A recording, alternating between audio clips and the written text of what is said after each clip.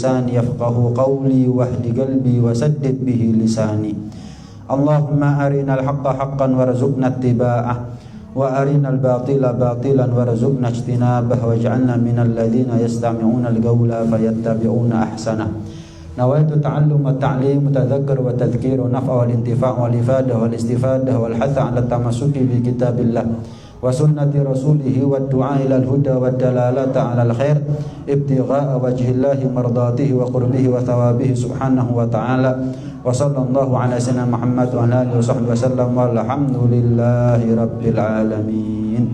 Assalamualaikum warahmatullahi wabarakatuh. Waalaikumsalam warahmatullahi wabarakatuh. Qala al-musannif al-habib al-imam al-arif billah al-kutub Qulbul Irsyad wa Ghaidil Ibad wal Bilad Abdullah bin Alawi bin Muhammad al-Haddad radhiyallahu ta'ala anhu wa ardah wa nafa'ana bihi wa bi'ulumihi fid darain amin radhiyallahu ankum.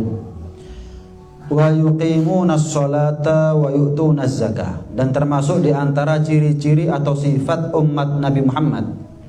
Umat Nabi Muhammad adalah umat terbaik, umat yang paling besar pahalanya dari Allah, umat yang paling awal masuk surganya Allah. Ciri-cirinya di antaranya adalah yuqimuna as-salah. Kalau kita ingin diakui sebagai umat Nabi Muhammad oleh Rasulullah kalau di hari kiamat, harus mendirikan sholat. Dikatakan mendirikan sholat bukan sekali dua kali seumur hidup. Dikatakan mendirikan sholat atau menegakkan sholat ya sampai mati. Hanya ada dua orang yang boleh gak sholat, orang mati dan orang gila. Selagi kita sadar, selagi kita waras, selagi kita punya umur, selagi kita masih punya kesempatan hidup di muka bumi, wajib hukumnya kita sholat. Sakit, sholat. Kalau ada orang boleh gak sholat, mungkin orang yang perang, orang yang jihad fisabilillah boleh gak sholat. Tapi kenyataannya bagaimana? Orang yang perang tetap wajib sholat. Sampai diatur turun ayat dalam Al-Quran, panjang ayatnya, yang intinya Allah menjelaskan tata cara sholat ketika perang berkecamuk. Sakit, wajib sholat. Kadang-kadang orang zaman sekarang ahli sholat sebetulnya, bahkan ahli masjid, ahli berjamaah, tapi kalau sudah sakit sholatnya jadi gampang gitu. So, nanti aja kalau sudah sembuh saya qadha. Loh, tahu sembuh dari mana? Tahu panjang umur dari mana? Hati-hati, akhirnya percuma loh kalau akhirnya mati dalam keadaan, meninggal dalam keadaan meninggalkan sholat. Kadang-kadang keluarganya misalnya, wis jangan sholat dulu. Oh, namanya orang sakit gak apa-apa. Innallaha ghafurur rahim. Waduh, digasak ghafurur rahim tok hari ini. Sayyidina Umar bin Khattab radhiyallahu ta'ala anhu arda, ketika beliau menjadi imam salat subuh, iya, ditusuk dari belakang oleh Abu Lu'lu'ah al-Majusi. Ketika itu beliau sebagai khalifah. Salat subuh jadi imam, ditusuk dari belakang oleh seorang Majusi, penyembah api, Abu Lu'lu'ah namanya. Akhirnya karena banyak kehabisan darah, pingsan Sayyidina Umar. Digantikan posisi imamnya oleh sahabat yang lain. Akhirnya digotong Sayyidina Umar pulang ke rumah. Akhirnya sempat ciuman Sayyidina Umar, sempat sadar. Tanya, ini masih di waktu subuh atau sudah keluar di waktu subuh? Sudah, masih di dalam waktu subuh. Kalau gitu tegakkan punggungku, aku mau sholat sekarang. Ini darah masih meluncur ini. Kalau masih ada waktu subuh kok sadar, sakit memang tapi sadar, waras, ya wajib sholat. Cuman ada dua orang boleh nggak sholat, orang mati, orang gila, atau koma, atau pingsan. Nah, gimana caranya orang koma, orang pingsan sholat? Tapi kalau sadar sakit wajib sholat. Kalau ada orang boleh nggak sholat, ya orang yang perang itu boleh nggak sholat. Tapi kenyataannya bagaimana? Tetap wajib buat mereka sholat. Orang zaman sekarang dikai enteng urusan sholat perkara loro. Kadang-kadang cuman sakit kepala, wis nggak sholat. Vertigo, wis nggak sholat. Migrain, wis nggak sholat. Hati-hati. Iya. Sholat ini paling afdolnya ibadah. Kenapa kok sholat dikatakan paling afdolnya ibadah? Ketika Allah memerintahkan kepada Nabi Muhammad untuk zakat, untuk haji atau yang lain, untuk puasa, Allah jadikan Jibril alaihissalam sebagai kurir wahyu. Wajib untuk zakat, maka wa mimma razaqnahum yunfiqun. Jibril sampaikan kepada Muhammad, wa mimma razaqnahum yunfiqun. Wajib untuk menginfakkan hartanya jalan Allah. Ketika Allah perintah kepada Nabi Muhammad, kepada kita untuk puasa, Jibril sampaikan kepada Muhammad, ya ayyuhalladzina amanu kutiba alaikumussyam kama kutiba alal ladzina min qablikum la'allakum tattaqun. Wajib atas Muhammad dan umatnya untuk haji. Wa atimul hajja wal umrata lillah walillahi 'alan nasi hajjul bait man istata'a ilaihi sabila. Kapan Allah perintah kepada Nabi Muhammad dan kita untuk puasa, zakat, haji, cukup Jibril sebagai kurir wahyu. Tapi untuk sholat, secara langsung Allah wajib untuk sholat kepada Nabi Muhammad tanpa perantara siapapun. Jelas ya? Karena itu dikatakan sholat paling afdalnya ibadah. Dan diwajibkannya sholat itu di Sidratul Muntaha. Nggak ada tempat yang lebih mulia daripada Sidratul Muntaha. Kenapa? Nggak ada manusia yang paling mulia yang pernah sampai ke situ kecuali Habibuna Muhammad SAW. Cuman Rasulullah tak. Siapa makhluk yang pernah sampai Sidratul Muntaha? Nggak ada kecuali Rasulullah menerima kewajiban sholat. Lihat. Ibarat orang itu dikasih hadiah tapi lewat kurir, tukang pos misalnya, sama dipanggil ke istana, pasti nilai hadiahnya berbeda. Kok sampai dipanggil ke istana? Sama, Rasulullah dipanggil oleh Allah Subhanahu Wa Taala untuk mendapatkan kewajiban yang namanya sholat. Jelas ini ya. Umat Nabi Muhammad wajib sholat. Sakit, sadar nggak? Siuman nggak? Waras nggak? Sholat. Jangan pernah ninggalkan sholat. Jangan pernah ninggalkan sholat. Bahaya. Salah satu penyebab orang itu mati su'ul khotimah ninggalkan sholat. Penyebab utama. Salah satu penyebab utama orang mati su'ul khotimah, hati-hati. Ninggalkan sholat, ngenteng no sholat. Jangan pernah. Sakit, kemudian capek, sibuk, ya Allah. Ini ya, gara-gara nggak sholat dapat gaji berapa sih? Memangnya kalau nggak sholat pasti kaya? Lah terus ngapain nggak sholat? Yo, mending kalau ada orang nggak sholat karena pasti kaya. Ya wes, nggak usah sholat nggak apa-apa, musuki. Lah enggak kok. Lah buat apa kita ini nuruti setan? Tapi setan nggak janjini apa-apa sama kita. Tapi kalau kita sholat nuruti Allah, banyak janjinya Allah kepada kita kalau kita sholat nurut sama Allah. Seneng dunia, seneng akhirat. Tapi kalau kita nuruti setan nggak sholat, apa? Ngasih jaminan apa setan sama kita? Mending kalau setan bilang jangan sholat, tak jamin kaya kamu. Oh karuan wis.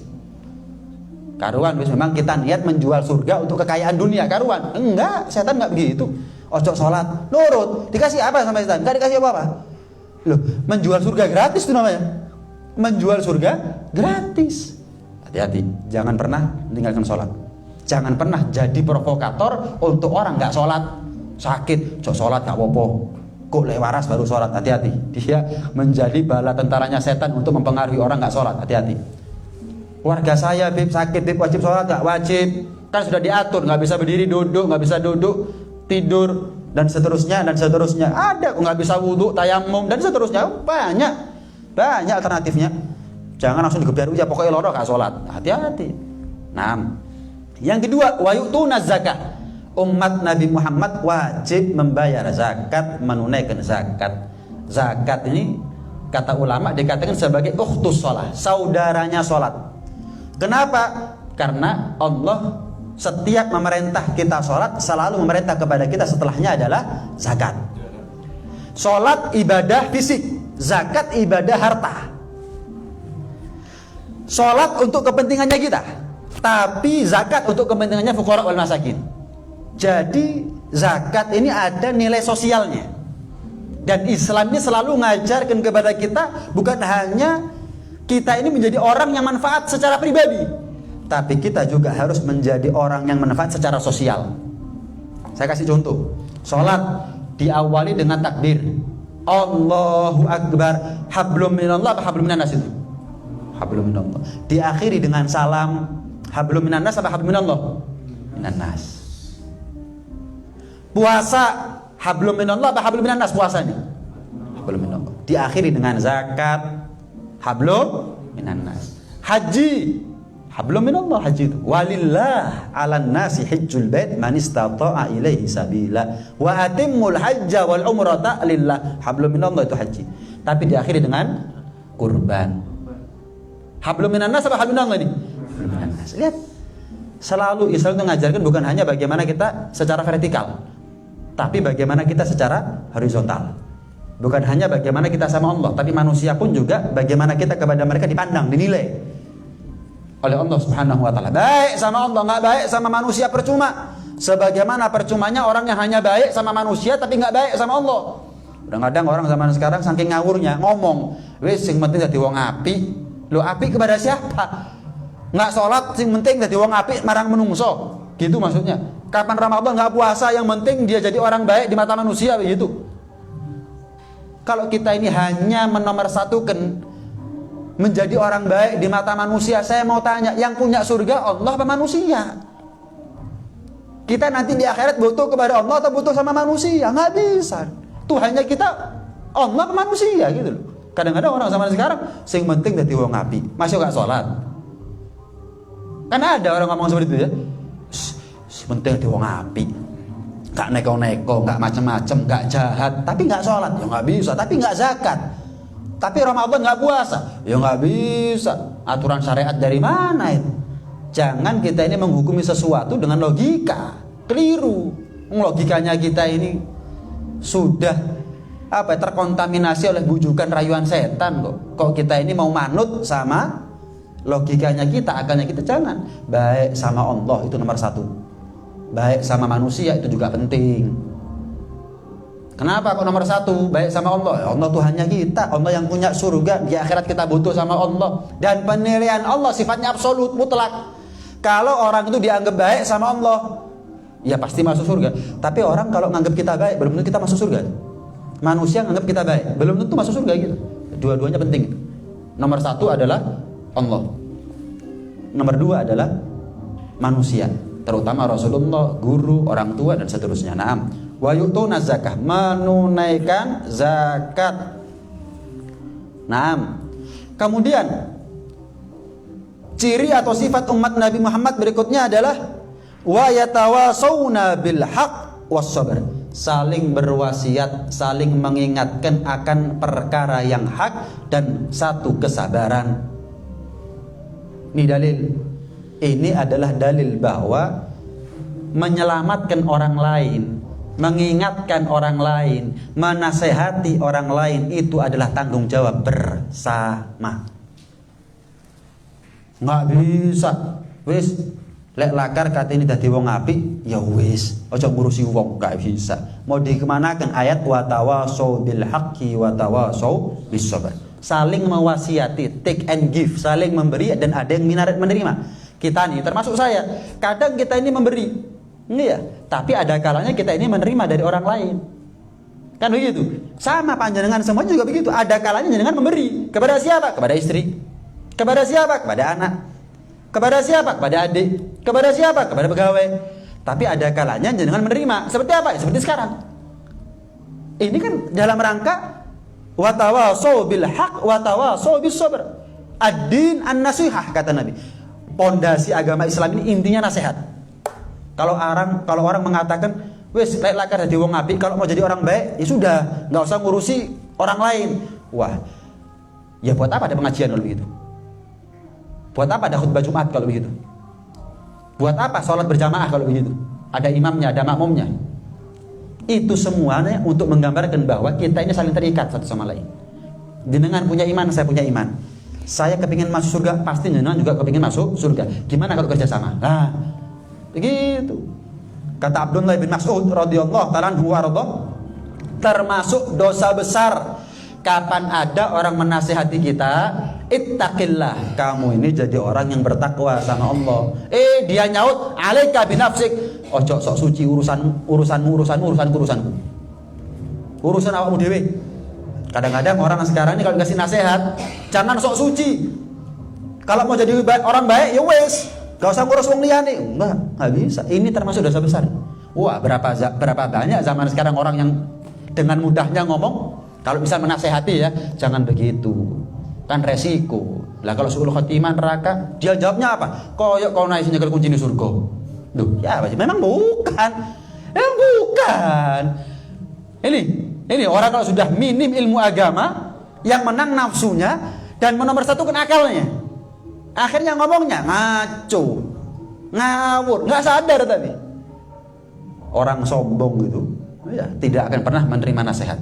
Mungkin sombong karena kayanya, karena jabatannya, karena popularitasnya, sehingga dikasih nasihat dia nggak terima, merasa ada yang terusik dari harga dirinya. Nggak ruaku kan. Oh, hati-hati. Bukan. Kita ini saling terikat satu sama lain. Apa ikatan kita? Iman. Yang kedua, tujuan. Kita sama iman semuanya. Kalau jenengan sakit, sudah sepantasnya buat saya merasakan sakitnya jenengan. Jelas ya? Yang kedua, tujuan. Apa? Tujuan surga sama. Saya juga punya tujuan surga. Lah kalau tujuannya sama, ya tinggal kerja sama. Selesai. Saling mengingatkan. Jenengan juga wajib untuk mengingatkan saya kapan saya salah, kapan saya keliru. Wajib itu. Wajib. Wa tawasau bil haq wa tawasau bis sabr. Naam. Kemudian, kadang-kadang begini. Ini belengnya orang zaman sekarang ya. Misal usaha kita rugi. Terus ada orang nulung kita, dikasih tahu kalau usaha itu jangan begini, harusnya begini. Akhirnya kamu sukses. Misalkan. Atau ada orang misalkan kesasar. Nganan apa ngiri ini? Ada orang kasih tahu kepada kita, "Pak, nganan, Pak. Ngiri, bahaya, banyak begal." Kita ngamuk apa seneng? Kita dalam keadaan susah ada yang nulung. Biar selamat bisnisnya, biar selamat perjalanannya. Seneng apa ngamuk? Seneng. Urusan dunia dikandani seneng, urusan akhirat jangan begini, Pak, begini. Kurang ajar. Karo aku. Lu ya apa sih? Kira-kira waras enggak kalau ada orang ngomong, "Pak, jenengan kesasar ya, bingung nganan ngiri." Iya, nganan, Pak. Jangan ngiri. Apa urusanmu? Loh, ada begal sepeda motorku dhewe. Gulu ya guluku dhewe. Kok katanya lho iki. Wah, gak waras sih. Dikasih tahu biar selamat, malah ngamuk. Jenengan misalkan, iya, "Pak, ada keteknya, Pak. Mripatku dhewe." Lah apa mbok kandhani? Meneng malah mari ya. Lho ya apa sih? Kan aneh orang seperti ini ya. Ini kan 11-12 otaknya ini namanya. Sama, Pak. Bukan menghakimi, kalau menghakimi salah. Kalau mencaci, memaki, melaknat ya jelas salah. Menghakimi, memvonis nggak boleh. Tapi kalau ngasih tahu dengan baik-baik, "Pak, Bu, kalau begini bahaya." Mestinya kan begitu. Ini surga nih. Ini surga. Ngamuk loh. Dikandani channel selamat kok ngamuk. Saya ini cari temen golek bolo. Ayo diajak masuk surga bareng kok nggak mau. Kan aneh orang seperti ini. Paham ya?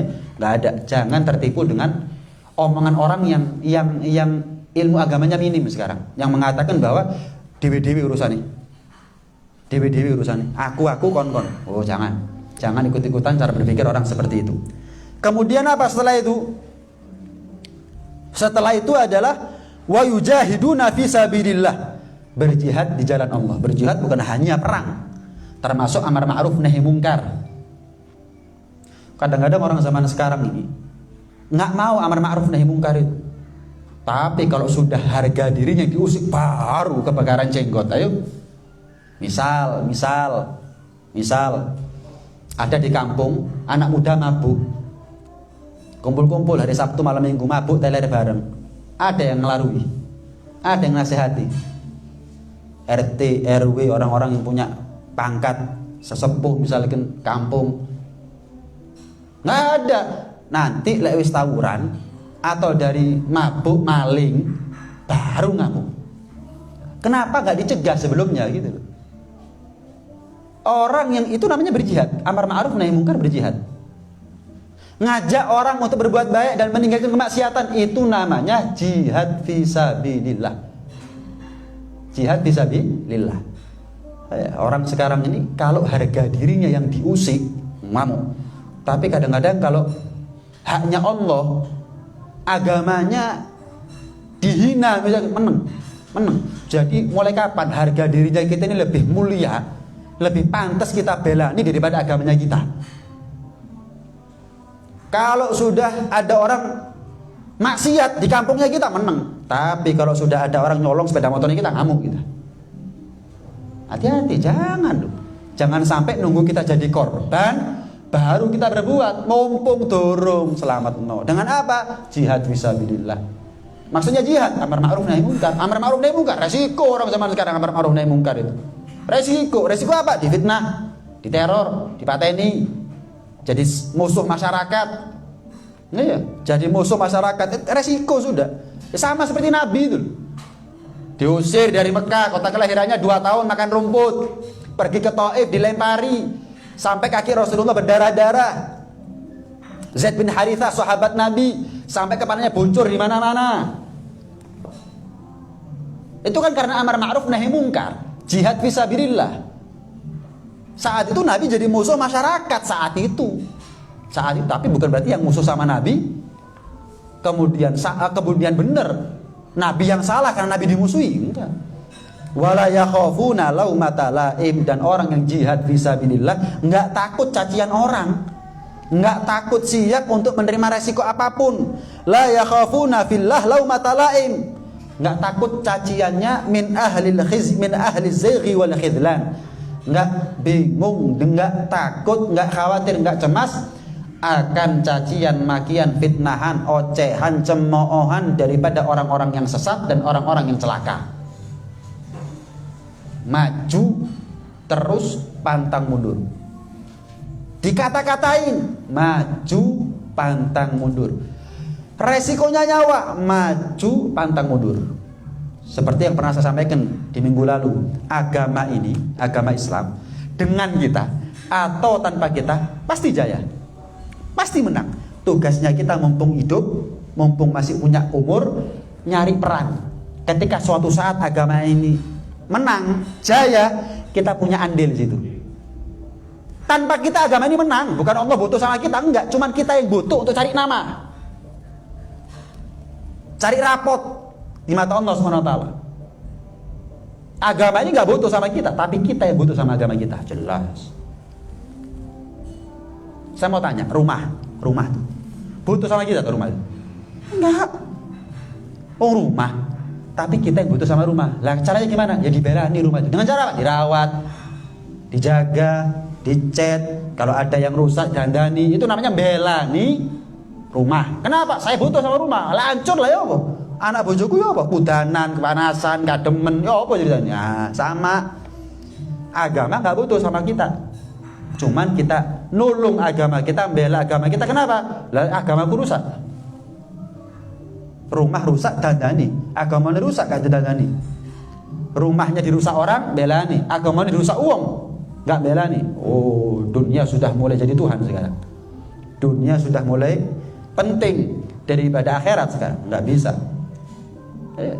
gak bisa.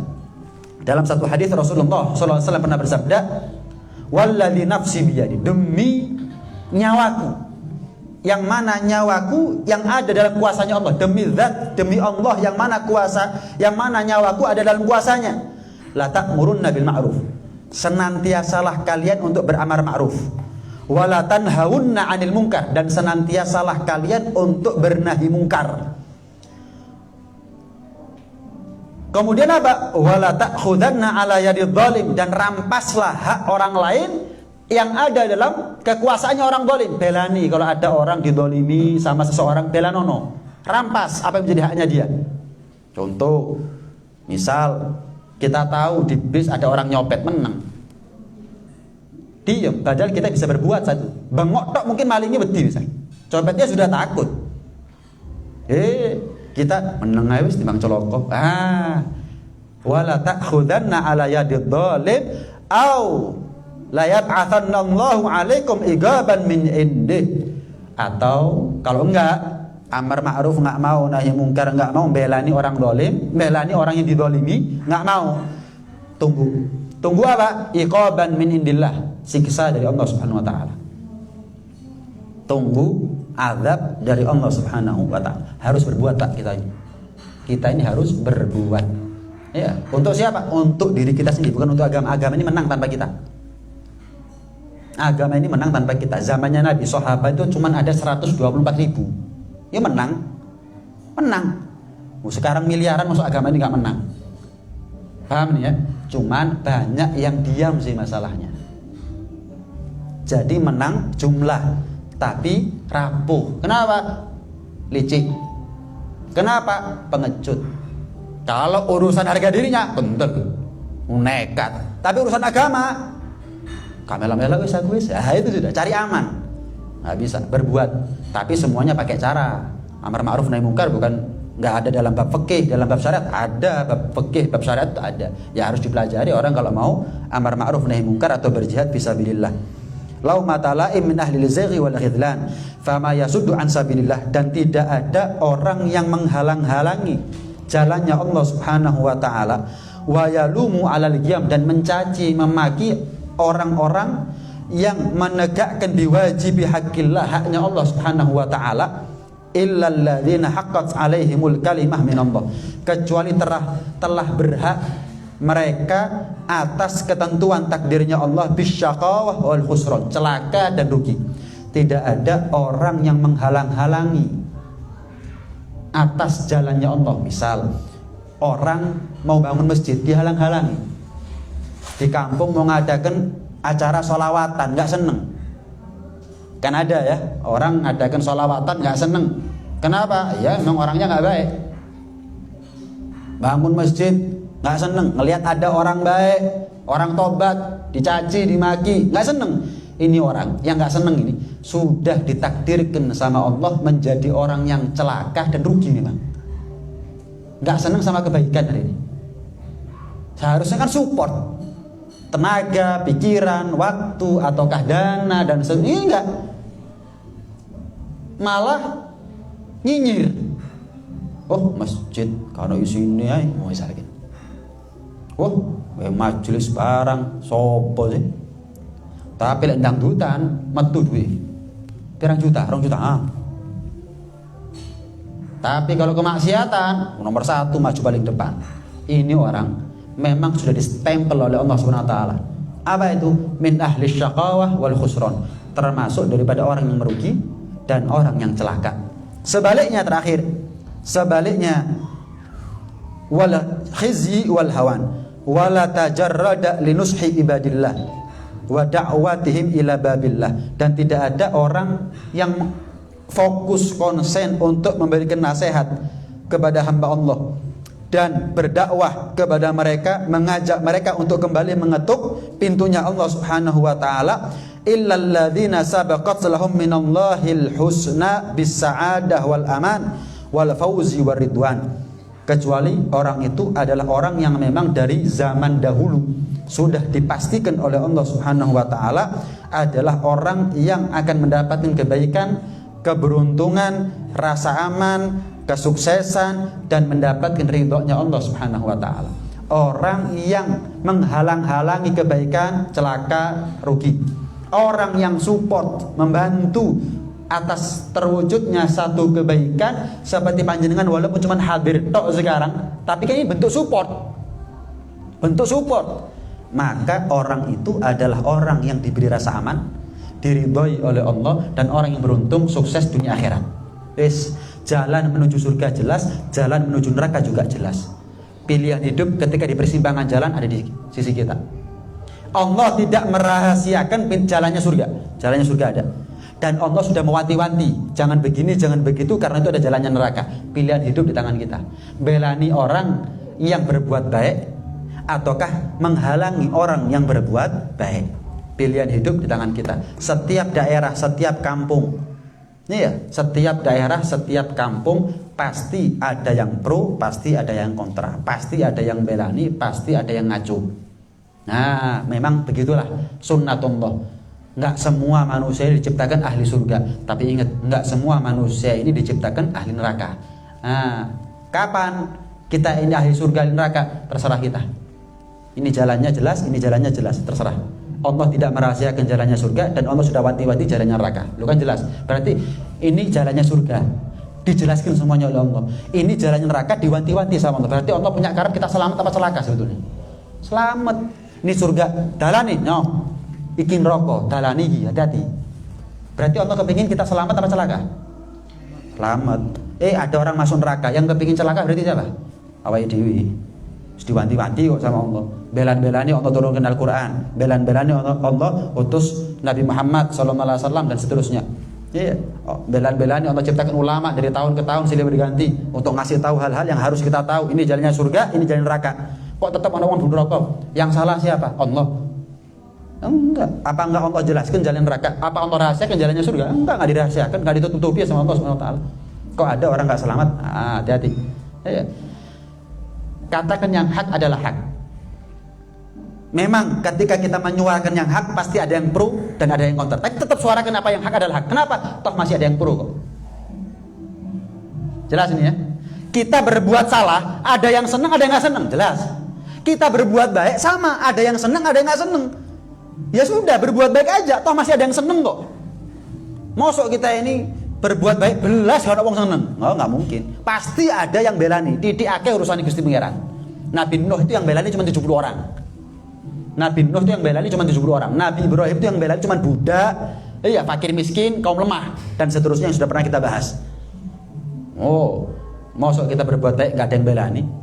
Minimal dibelani sama Allah Subhanahu wa taala. Mudah-mudahan kita termasuk di antara umat Nabi Muhammad yang diakui sebagai umatnya beliau dan termasuk di antara mereka yang ngewangi kebaikan dimanapun, dan mudah-mudahan kita termasuk di antara mereka yang dikasih panjang umur, sehat walafiat, dalam keadaan taat kepada Allah, sholat, menunaikan zakat, amar ma'ruf nahi munkar, dan saling memberikan wasiat, nasihat satu sama lain dan seterusnya, dan mudah-mudahan Allah wafatkan kita dalam keadaan husnul khotimah, amin ya rabbal alamin. Mungkin ada yang mau ditanyakan, monggo.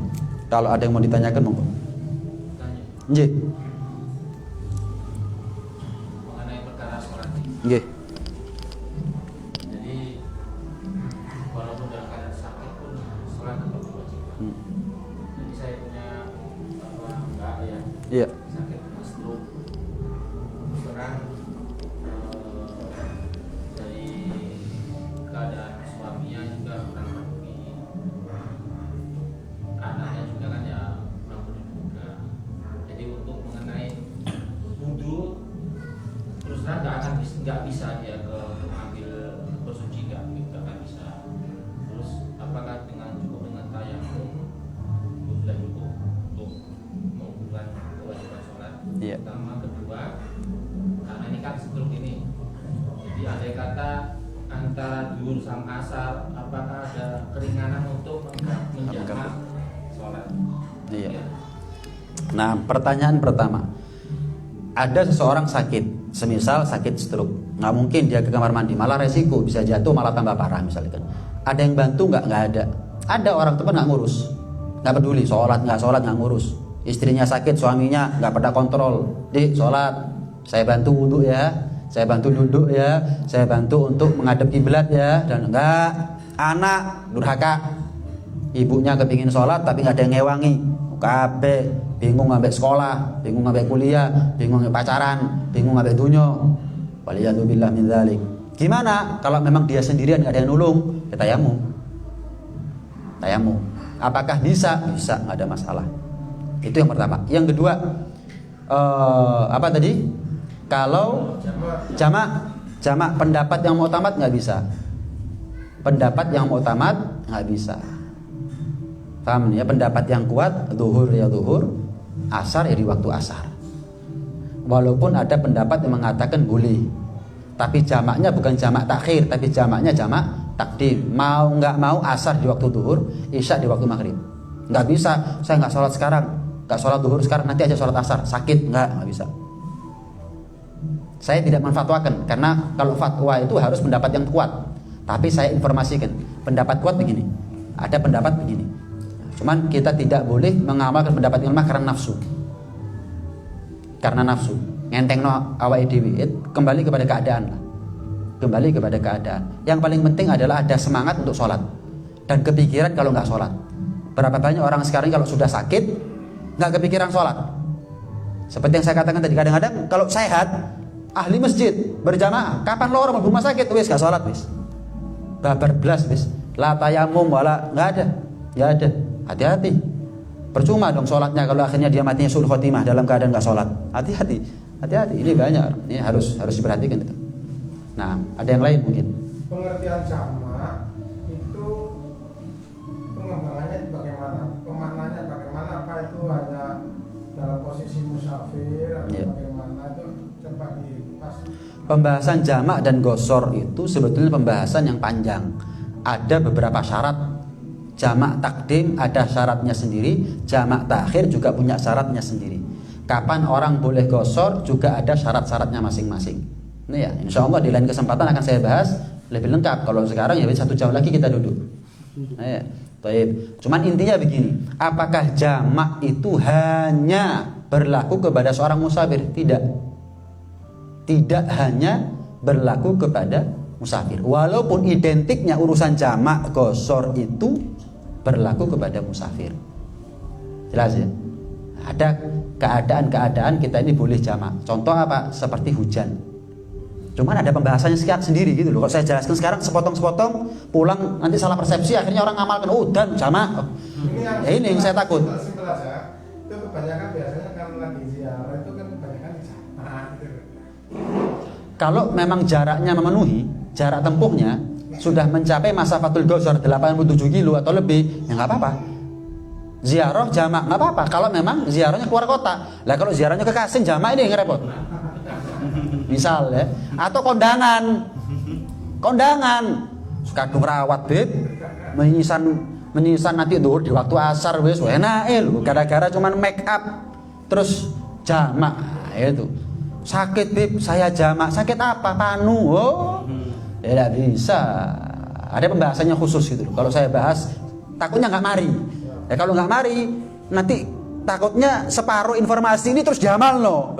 Saya yang tanggung jawab nanti. Harus tuntas. Kalau tuntas baru selesai.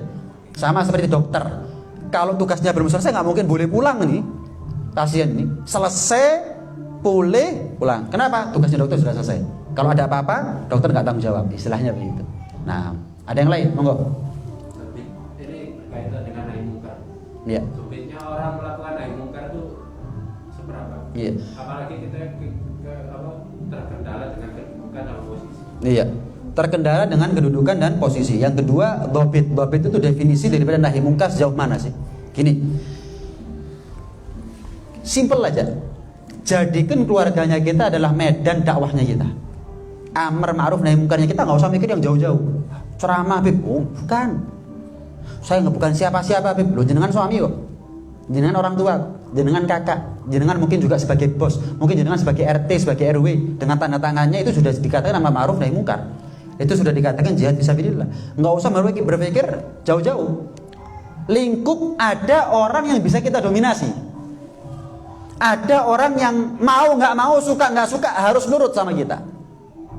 Mau nggak mau, suka nggak suka dengarkan omongannya kita. Seperti apa? Istri harus nurut sama suami selama suami ngajak baik. Orang tua, anak harus nurut itu. Bos sama karyawan, bukan karyawan, bukan bos butuh sama karyawan. Kon gelem kerja ambek aku, kudungan. Apa? Sekarang ada non muslim kepingin kerja ambek aku, cepot kudung. Wah, ini kok mereka. Lah kenapa kita nggak berani berbuat sebaliknya? Loh, kita ini kadang-kadang orang-orang gitu loh, kurang ajar ya. Wong sing kerja beda di nyepot kudung kabeh. Loh, kita orang-orang kalau kita punya lapangan pekerjaan, kenapa kita berbuat sebaliknya? Kalian kerja sama saya, pakai kudung, kalau enggak saya nggak berani. Loh, kita ini muring-muring tapi kita sendiri nggak mau berbuat. Ada orang kepengin kerja sama aku, ojo sholat. Sebaliknya kita lakukan, kerja sama aku, sholat. Kalau begitu, nggak bingung, Pak. Yang dipecat gara-gara nggak sholat, nggak bingung cari pekerjaan. Kenapa? Melok Pak Fulan aja, apa sing sholat malah diterima. Metu melok ini. Lah kita enggak, muring-muring tapi nggak mau berbuat. Itu kan contoh sebetulnya. Itu kan contoh. RT RW ini saya nggak tahu ya, RT RW saya nggak tahu. Jenengan termasuk RT saya nggak tahu. Ini ngomong umum aja ini. Ya bukan nggak ada niatan nyindir, saya nggak tahu RT-nya siapa RW-nya. Cuman intinya begini, kadang-kadang RT RW ngadakan 17-an ben-benan mabuk-mabukan, sudah tahu. Kira-kira pahlawannya seneng tak isirin dangdutan syukuran nih.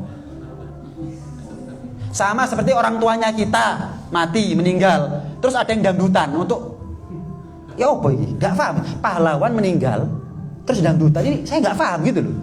Ini kira-kira Bung Karno, Bung Hatta, Pak Dirman, ya. Terus kira-kira seneng melok dangdutan bisa apa terus ngampleng itu situ gitu. Kurang ajar, geteku, guluku, anakku, bojoku keluar masuk hutan, gak diregani belas. Syukur apa kufur? Casingnya aja syukuran kemerdekaan. Isi ya kufur nikmat. RT-nya tanda tangan dosa. Ya apa, Beb? Apa? Kaya apa? Kenapa kok ya apa? Lagi itu takut sama manusia apa takut sama kita lebih ngeregani wong apa ngeregani pahlawan? Kasih pengertian kepada orang. Kasih pengertian gitu loh. Kasih penyuluhan. Kita ini mau ngadakan syukuran menghormati jasanya pahlawan dengan cara begini, logika mana yang bisa nuruti? Biduan, rok mini, dada separuh kelihatan, menghormati pahlawan dari mana? Syukuran dari mana coba? Terus saya ngasih izin, jenenge kon mlebu neraka ngejak aku gelem. Saya bukan orang gila diajak masuk neraka saya mau. Saya kalau begitu ya gak dipercaya orang, gak apa-apa yang penting mlebu surga. Saya dibenci orang, Nabi juga dibenci orang. Terus kok bingung, lau mata laim la yakhafuna fillah lau mata laim. Terus kok bingung, sing penting kenceng. Dalam urusan dunia kan kita begitu ya, gak ngurus apa katanya orang. Dalam urusan akhirat bingung kita. Kendor, ciut nyalinya kita untuk belani agama hanya karena omongannya orang. Tapi urusan dunia gak ngurus. Sing penting aku sugih, sing penting aku sukses, sing penting meling. Urusan dunia kenceng, urusan akhirat gimana lagi? Oh, gimana lagi? Lah punya tanda tangan, punya power kok. Punya power kok. Itu gambaran sebetulnya. Itu jadi jangan berpikir dakwah atau amar ma'ruf nahi munkar jauh-jauh. Sekitar kita aja. Kakak kepada adik kan bisa nolong gitu. Dan dakwah itu bukan hanya dengan lisan, tapi dengan perbuatan itu justru lebih manjur. Kalau ngajak mungkin berat, tapi kalau ngasih contoh, tahu-tahu jalan misalkan ya, yo nang di sholat, wes, itu kan dakwah. Kita niati dakwah. Hidayah urusannya Allah memang. Kita ngasih tahu dengan lisan, ya belum tentu dia dapat hidayah. Kita ngasih tahu dengan perbuatan juga belum tentu dapat hidayah. Yang penting kita sudah berusaha. Dengan apa? Lisan atau menjadi contoh, menjadi figur. Menjadi figur. Kadang-kadang contoh terakhir ya, anak bingung orang tuanya, anaknya ahli sholat, orang tuanya nggak sholat, bingung anaknya gimana nih Beb, mosok dinasihati wong tuanya nggak mungkin. Bukan jadi baiknya jadi nggak baiknya, gimana? Kamu jadilah figur anak yang berbakti sama orang tua. Jadilah anak yang baik sama Allah dan baik sama orang tua. Mungkin dengan begitu orang tua kalau di kamar mikir dewi, isin dua anak kok, isin saya seperti ini kalau anak saya seperti ini. Anak saya sudah baik sama saya, sama Allah, jaga sholatnya bagus. Saya bisa-bisa dirasani tonggo, anak kena, bapak ibu saya malu. Mungkin dengan sebab itu berat orang tua ngakoni, iya nak saya tobat, sudah ada. Tapi ketika dia berpikir sendiri, yo mikir-mikir dewe, dia punya akal kok. Ketika anaknya sudah baik, dia belum baik, belum tobat, dia mikir sendiri. Nah, itu dakwah itu dakwah. Itu dakwah. Wallahu a'lam. Mudah-mudahan jadi ilmu yang manfaat, ilmu yang barokah zahir batin dunia akhirat. Amin ya rabbal alamin. Rabbana anfa'na bima